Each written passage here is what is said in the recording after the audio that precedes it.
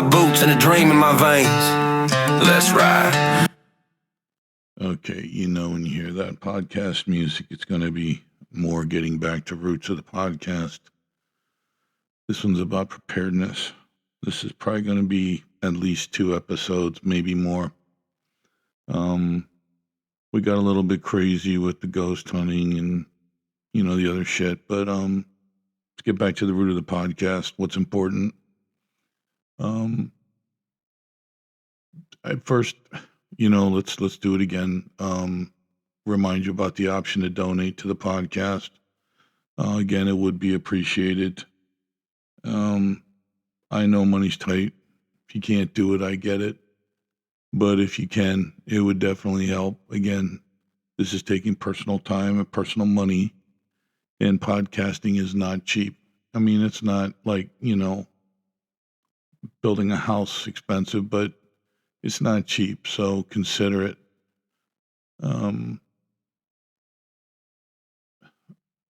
I really want to get around to the fact, and I've probably asked this before, but I really want you to ask yourself if you've ever made the mistake of thinking that persons that have not served in the military do not know what they're talking about or what's going on or what to do when it comes to being prepared. Hillbillies, mountain people, country folk, and let's face it, the Amish are some of the best preppers walking the face of the earth. If you encounter them or training, or if they are giving training, or if they offer to show you how to do something, you need to give them your respect. They're excellent teachers. I have learned a great deal from mountain people and country folk myself, not just my time spent in the military, but just the eclectic knowledge that some of these people have is enough to humble you. So don't dismiss somebody just because they didn't serve in the military. A lot of times these people have a better handle on what's going on. You get out of the military, you're still 7 feet tall, see in the dark and walk through walls. Mountain people and country folk know better. They know they're not going to walk through a wall. They know a horse can kick through a wall. That's factual. So, go with the facts. Don't go with, what is it? The crazy tough and the phony brave. Just stick to the facts when it comes to being prepared. And before we go any further, if you view anything that's being said as fear-mongering or clickbaiting or going overboard, you're really not ready for what might be coming. Saying it will never happen will not stop what could be coming. You will need to commit to this 100%. If the shit really hits the fan, you're really going to need to commit to this. And if you haven't started by the time the shit hits the fan, it's over already. I don't think it's going to be an end of the world scenario. I don't think it's going to be the downfall of the country. But I think we're going to hit a rough patch. I think I think it's going to be worse than COVID. I think COVID was a test run. I think it's going to be a lot worse than COVID. I think if you're not set up for a couple weeks worth of food, a couple weeks worth of water, a couple weeks worth of toilet paper. Oh, yes, let's not forget the toilet paper. I think you could be looking at some really rough times ahead. I personally don't want to be the guy relying on FEMA for myself or my family. I'm not that impressed with FEMA. What'd that guy say? I don't want to be standing in line for a juice box and a protein bar. Very well said. You need to start preparing if you haven't already. And if you have, you need to look at how you're preparing. The things you should be learning, the things you should be wrapping your head around, the things you should be getting better educated on. There's quite a few topics. I think, what did I list? I listed some down to talk about. Hold on. Oh, shit, I listed 33 topics. I'll go through them. They sound good. I'll bring them up. If it sounds like I was on a rant, I'll let it go. But for now, I think it's a pretty good list. I think this is things that Johnny Average on the street might not have his head wrapped around, and there's a really good chance that you phony, tough, and crazy, brave, tactical. Oh, man. Some of these people I see at the gun shows and stuff. Just because you spend a lot of money on this shit doesn't mean it's going to save you in a pinch. You got to face the fact, if you need batteries to run it, It's only as good as long as the batteries last. How many batteries do you really think you have on hand? Think about it right now, this very second. All you tactical warriors out there with all your tactical gear, how many batteries do you really have at home? And if you spent a lot of money on batteries, God bless you. You're a better man than me. How about that? Let's stroke you a little bit, because I'm going to prove to you just how ridiculous some of this battery operated stuff is. You know, having batteries on hand for important things, like lights and I don't know, communications equipment. That's where you need your batteries. Putting this shit on your guns and oh my God. I mean, have you ever even really tried to shoot with iron sights, or have you just shot with your red dots and your laser pointers and, your heat seeking missiles or whatever the hell you have? Keep in mind, it's only as good as long as the batteries hold out. If you're in a firefight and that battery dies, have you even trained with iron sights? Have you trained with transitioning from a red dot to an iron sight? Or are you like the humble few and know how to shoot with iron sights? Personally, I could see it on an AR-15 maybe, as long as you are set up to co-witness. If you don't know what co-witnessing is, man, you need this podcast. I have a red dot on my AR-15, but it's a quick release, and dear God, I can't tell you how much more often I would prefer to shoot with iron sights than a red dot, but I do understand it's quick acquisition, so I'm going to give it a try. I haven't even shot with it yet. Last time I shot was with iron sights, and I'm very, very confident in my abilities with iron sights. I guarantee you I'm more confident in my ability with iron sights than 99% of the people walking around there shooting with a red dot. Okay, got off track with the red dot shit there. I feel very strongly about it. Like I said, your battery operated stuff is only as good as long as the batteries hold out. And the other thing you got to consider is if it takes batteries, there's a chance you're going to break it if you bump it, drop it, or whatever. If it dies, if you lose that piece of equipment, that red dot or whatever is running on batteries, do you have a backup plan? I'm shocked when I see ARs with just a red dot on it and no iron sights. This tells me, well, it tells me one thing: you're a fucking idiot. Don't what the hell was that? Don't don't make the mistake of thinking you're infallible or you're invincible. That's the word, invincible, just because you got a $800 red dot sight on your AR-15. Set up the co-witness and learn how to shoot with iron sights. All right, now let's get back on the list. The first thing, let's go back to the list. First thing you should need to learn about is types of knives. Yeah, your locking back knives are cool, and they sound cool, or the spring assist knives look cool. But the truth of the matter is that spring assist or that lock back knife is going to break when you need it the most. It's moving parts. You can't depend on moving parts. The fewer the moving parts, the better.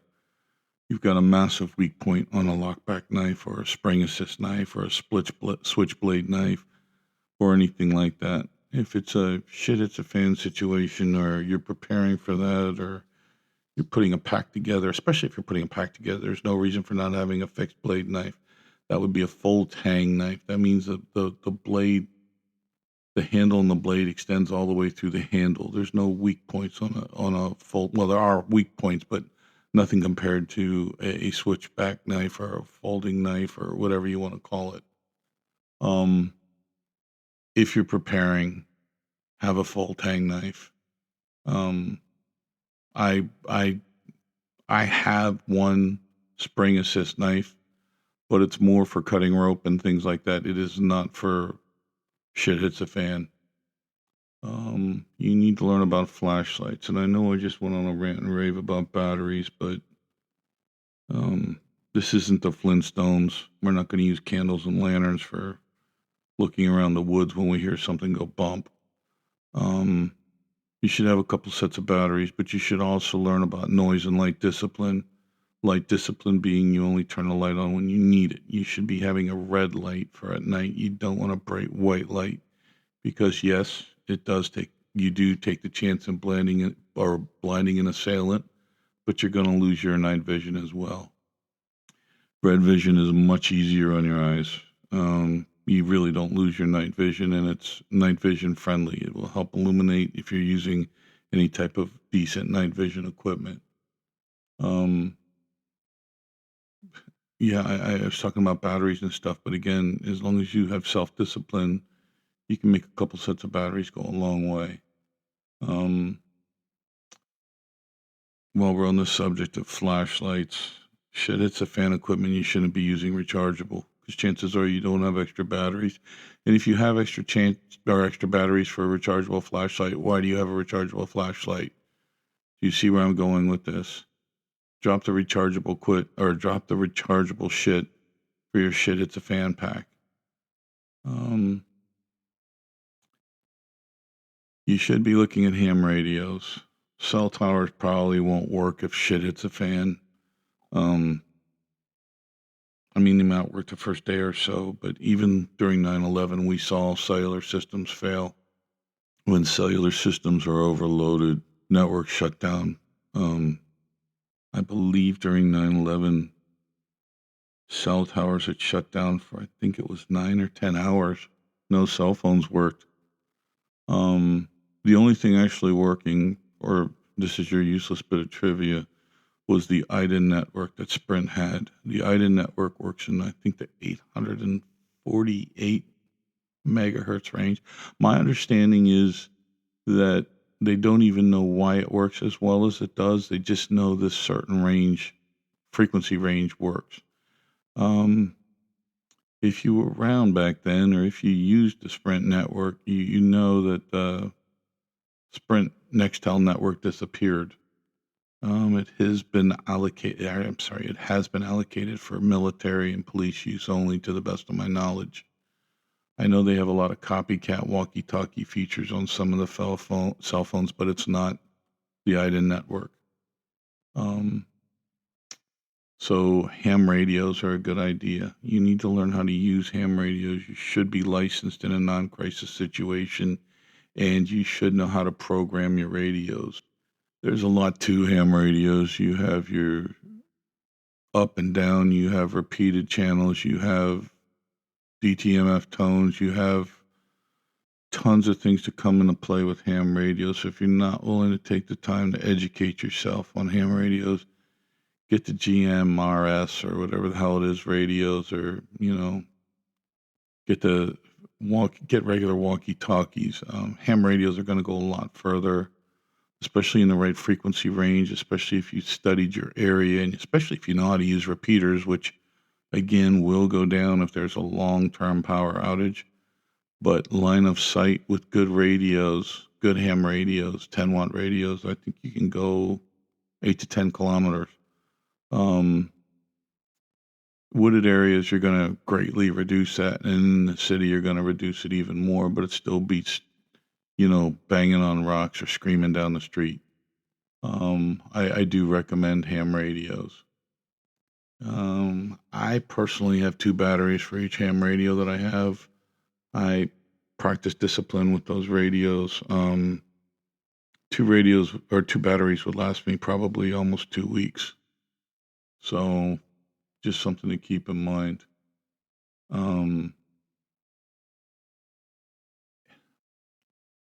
on the fence about the one that everybody recommends, the hand crank AM FM radio with the weather radio on it. Hand crank radios are a good idea if you're just doing a get home situation. If there hasn't been a power outage, if it's just bad weather and you're in a real shit situation and you got to get home and you might have to hoof it part of the way. But again, in a real shit, it's a fan situation, long-term power outage, there's going to be any radio stations to listen to. Next topic is extremely important, and that's water storage. I hate to admit my fellow man is this stupid, but Everyone seems to just have this basic idea that if you get an extra case of bottled water, you're set. You need to know some facts. The average person under non-strenuous activity needs at least a gallon of water every day. If the heat increases or the strenuous activity increases, you're going to be adding to that, in some cases geometrically. Do you have a gallon of water stored for every person that's under your care? Do you have a gallon of water for every single one of them? Water rationing is rough. I mean, that's the first thing people are going to miss. They're going to be angry about being hungry if you don't have food, but they're going to get delirious, stupid, and die if you don't have water. You can go up to 2 weeks without food. After 2 days without water, you start making bad decisions and doing really stupid shit. So if you're really going to start planning, I guess this should have been number one. If you're really going to start planning before guns, before radios, before anything else, start storing water, start saving water, start to learn about water preservation for long-term storage, learn about iodine tablets and all that other happy crap that's involved with water storage, learn about water storage rotation. But you need to learn about water storage. And then only then, after you learn about water storage and you've made the necessary arrangements for water storage and purchases, then you start looking at storing food. Food is pretty easy, to be honest with you. Unless you're very well disciplined and trained and know about shit hits a fan, survival skills and all, don't go running to dehydrated food. And if that light bulb didn't just go off, I'm going to explain it to you real quick why dehydrated food is not good if you don't know how to use it properly. Dehydrated food on top of your gallon of water requires more water. You're not going to take out of that gallon of water for your dehydrated food if you're planning on living on dehydrated food. You're going to need more water, and you're going to need more water to digest it. Dehydrated food does need more water to digest than regular food, just like MREs. MREs take an incredible amount of water to digest properly. More on that later. Dehydrated food tastes better than MREs. I'm not going to lie to you. It's lighter. You can store a lot more in a lot less space. You can carry a lot more. Dehydrated food is good in some situations. However, you have to add water to it. Now, if you're planning on living on dehydrated food for a week and you're on the run, you're on the move, you're bugging out, you will not be able to carry enough water for a week's worth of dehydrated food. Not alone enough water just to survive on your person. So if you're not near a big water supply or you don't have good water filtering equipment, to purify water, dehydrated food is not a good idea. Now, again, I have water filtration equipment. I have access to water if I need it.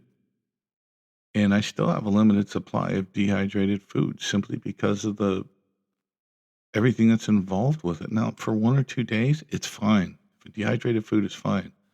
But do not center your entire food storage plan around dehydrated food. Your food source, your long-term food storage plan should be a good part canned food. You don't have to add moisture to canned food. You don't need more moisture than the usual to digest dehydrated food because it's impregnated with moisture already. MREs, again, not the greatest idea for long term. You talk to people, they'll tell you they have 3 months worth of MREs. Yeah, you're going to have problems. MREs require a lot of water to digest. A lot of the stuff in MREs will stop you up. I mean, constipation like you wouldn't believe. And in the field, constipation is a problem. So, I'm going to point you at canned foods. Now, let's go over something before we go any further with foods, because I need to bring it up because people always overlook this and never consider this, and I'm not sure why, but you have to get used to the idea that you will not be heating your foods all the time, or maybe not at all. Um, Heating food, if you're in a shit, it's a fan situation, nothing is going to give your, the only thing that's going to give your position away quicker than heating up foods is loud noises. Food, the smell of food travels far, and I'm going to tell you what, it travels further when people are starving, trust me. You will be giving your position away. You will be giving away the fact that you have food. You need to get used to eating food at room temperature. And you need to know not to throw your trash outside or leave a trail of trash because again, that'll lead hungry people right to you. So if you're making dehydrated food, you're putting cold water in it, and it will work with cold water regardless of what it says on the package. It might take a little bit longer to sit, but it will work with cold water. Rehydration is rehydration. MREs, don't heat them up. I don't know why, but for some reason, the smell of MREs travels so far. I think this is something the military overlooked in testing, field testing MREs. So in a nutshell, don't heat your food if you're not in an extremely safe situation. Most of your food should be canned or peel and eat, not affected by pressure or needing water. That's enough about that for right now. Generators. Everybody runs out and buys generators. It's another way of screaming, hey, here we are, come and get us. Hey, we have light, we have heat, come and get us. I'm not a fan of generators. I like sleeping bags. I like sweats. I like long johns. I like socks. I like boots, but I don't like generators. If you're running lights in your house or wherever you're bugging in or wherever you're at, you should probably have something over the windows. People see light, people equate that to food and warmth. So unless you're prepared to start handing out food at the door and letting people come in and get warm, don't be using a lot of light and don't be running generators. Dear God, don't be running generators. I mean, if it's something that you know is going to only last 2 or 3 days, which I don't know how you could know, but if you're relatively confident things will be up and running again real soon, then go ahead and run your generator. I would never run a generator in a shit, it's a fan situation. Even if I thought it was only for 2 days, I would not run a generator. You need, man, I'm an Apple Watch fan. I'm not going to lie. I'm a big Apple Watch fan. But in a shit, it's a fan situation. You can ditch your Apple Watch. You're going to need a wind-up watch or a solar rechargeable watch. Apple Watch is good for what, a day? Ultra, maybe a day and a half. Some of these smartwatches, I think if you just use them in watch mode, they're good for a month. But the truth of the matter is these things are going to be dead in a month or less. You're not going to be recharging them. If you're using your energy that you have to recharge a watch, you're an idiot. Get a wind-up watch or get a solar rechargeable watch. I have a solar rechargeable watch. I've had this watch forever, and I would put it up against any smartwatch or wind-up watch ever made. It's old, but it works, and it works well, and it holds a charge well. I do have a wind-up watch for a backup, but I like the solar watch that I have.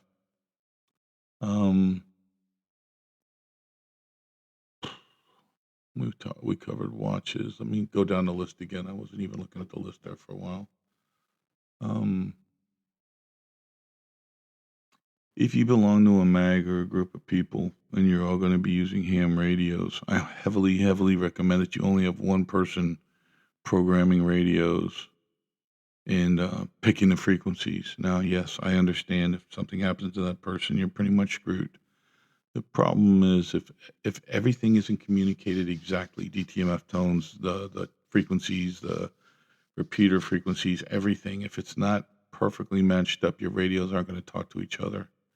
So for that reason, I recommend only one person work on the radios. I left that out. But we were talking about ham radios. I apologize. There is always the question of bug out or bug in. This is really simple. Don't bug out. If things are that bad that you have to bug out, you're probably going to die anyhow. So at least you die in the comfort of your own home if you bug in. I know I covered a podcast earlier. I covered bugging out or bugging in or whatever with handicapped people or elderly or mentally challenged. This is another reason why bugging out is bad. It's like hurting cats. And have you ever tried to push a wheelchair in the sand or in the mountains? It doesn't work. Stay home. Let's talk about housekeeping in a bug-in situation, in a preparedness situation. This is overlooked. This is never considered, very rarely considered. So let's talk about this for a minute. And if I went over for this before, if you haven't prepared for it, then you need to hear it again because this is something you should be preparing for. Housekeeping doesn't mean getting into a maid outfit and dusting and, I just created a nasty image in my head of me in a maid's outfit. I apologize. Housekeeping is things like waste elimination, human waste elimination. Are you prepared for the waste elimination of everybody that's going to be staying with you, bugging in?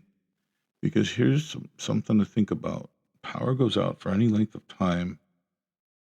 Water treatment plants and sewer treatment plants run on generators after power goes out. They're only going to run so long. When they stop running, the first thing you're looking at is a possible backup of sewer systems. You need to be prepared for that. I'm telling you, the first thing I'm going to do, probably after a day goes by, is start shoving rags in the toilets and putting something heavy on top of that so that the toilets don't blow out into the bathrooms. Because that's exactly what's going to happen if power systems go down for a very long period of time. Your toilets are going to be backing up and all that shit's going to be blowing through the lines. So you want to have like old clothing or something that you can start shoving into the toilet all the way up to this where the seat is. Then you want a piece of plywood on top of that, and then you want a bunch of cinder blocks on top of that, or weight plates if you have a weightlifting set. Because you have to trust me, if it gets into the bowl and it keeps backing up, it's going to blow out the bowl if you don't have it blocked off right. Or it's just going to keep flowing out into your toilet and your house isn't going to be livable. So that's the first thing you need to consider. This goes for the drains and the sinks as well. You need to be prepared for that backup. So human waste elimination. Lots of bags. You need a lot of bags. And I'm not talking about grocery bags because you don't know it, but a good portion of them have holes in them. You don't want to be carrying them bags around with shit and piss coming out of them all over the place. So spend the money on some decent bags. They make bags for this purpose. You get a 5-gallon can and you put a bag in it and there's like a toilet seat you put on top of the 5-gallon can. Man, that's luxury compared to what I've experienced in the field. Don't complain about it. Don't wrinkle your nose at it. This is life in a long-term power out situation. You need to start wrapping your head around this. I keep saying that, but it's human nature. The weak will hear something they don't believe in or they don't want to happen, and they're going to convince themselves it won't happen, and then they're unprepared and they're knocking on my door asking for handouts or a toilet or toilet paper or something they're not going to get from me because they're weak and they didn't prepare. And I don't want to sound like I'm not a Christian or I'm not a good person, but I am not the guardian of the world. I am not here to take care of everyone. I will take care of my own, as you should, and that is it. The weak and the unprepared, let's just consider it natural selection. So back to housekeeping. You're also going to have a problem with trash and refuse, the refuge or whatever you want to call it, the trash that's going to be building up from eating out of containers. You need to have a plan for that. I'm going to recommend the really heavy duty contractor storage bags and that you start smashing your cans. You have a way to smash your cans. You can't be putting cans in a trash bag unsmashed. They just take up too much room. You're not going to get, you can get 10 times more cans in a bag. Now it's going to be a lot heavier, but that's why I'm recommending the contractor bag. Smash your cans, whatever kind of cans you have, smash them. Unless you're saving them for a special purpose, which if you are, okay, whatever. But if you're not, smash the cans. Let me ask you this. Are you prepared for your pets if you're going to have pets? Do you have several weeks or whatever, however long you're going to plan to exist? Do you have that much food and water for your pets? Um, Dogs require a lot more water than cats. Dogs require a lot more food than cats. God help you if you got a big 120-pound Rottweiler, they're going to eat more than you. Are you prepared for that? Do you have food in something where it's not going to get moldy or buggy or anything like that? Are you prepared for pet waste? Again, 120-pound Rottweiler, he's going to shit bigger piles than my cat.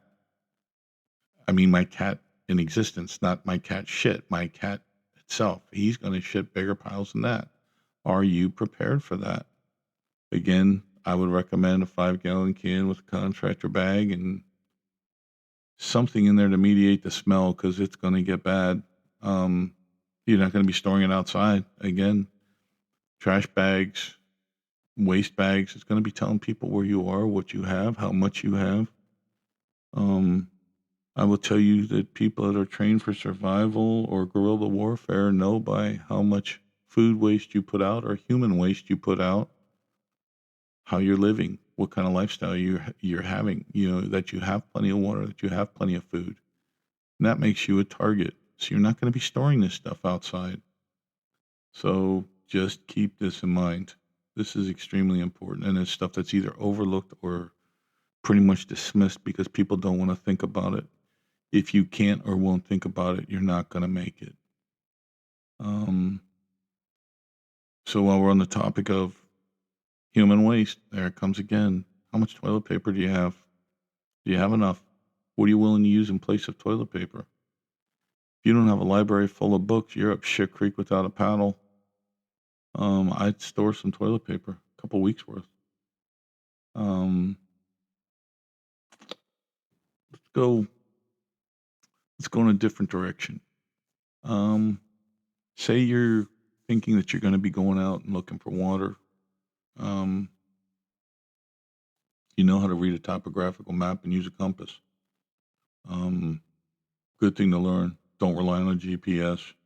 How are they going to work if power's down and you don't have batteries? Learn how to use a compass and how to read a topographical map. Now,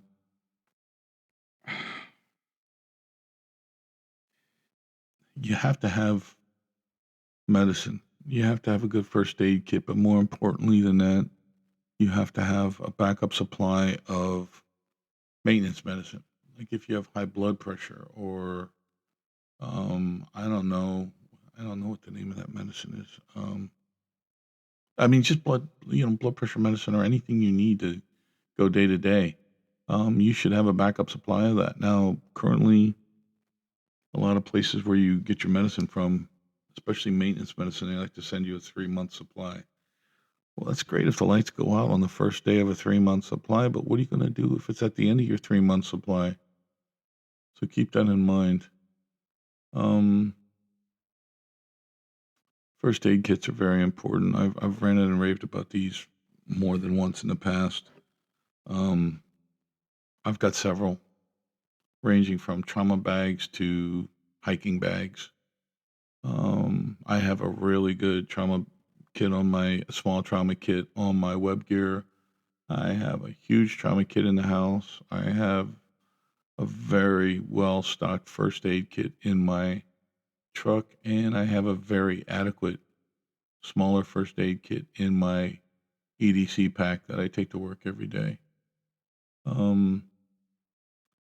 Think about it.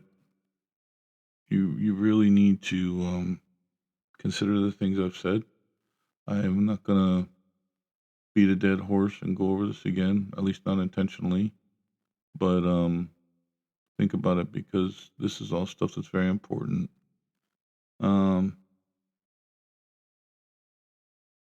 Like I said, there's going to be more. We're going to talk more about this, and I've already talked probably about everything I've already mentioned. But I think the next couple podcasts are going to be pretty serious about preparedness.